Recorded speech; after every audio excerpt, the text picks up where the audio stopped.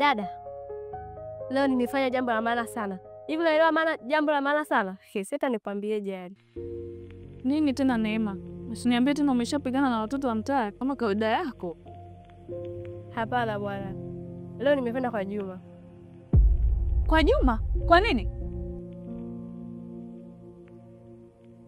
Nilitaka kumaliza hii drama ya Juma kusumbua.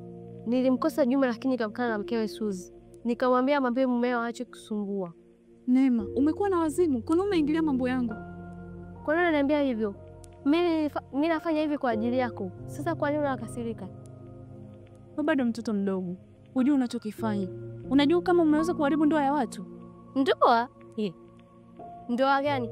Mtu mwenye ndoa anatakiwa awe mwaminifu na si kusumbua na watu wengine. Sikiliza Neema. Sijakuomba unilinde. Na hili ni jambo langu na najua jinsi ya kulishughulikia. Kwa hiyo sitaki uingilie tena. Kwani unafurahia kusumbuliwa na mume wa mtu? Mbona unakuwa mpole hivyo? Kama unapenda basi sema. Neema, unavuka mipaka sasa. Hili si swala la mimi kumpenda au la, ni swala la heshima tu. Heshima? Huyo mume mtu ana heshima yote dada. Kama huwezi kumwambia aache, basi mimi nitakukumisha. Hapana Neema, hautoingilia hili tena. Hii ni amri.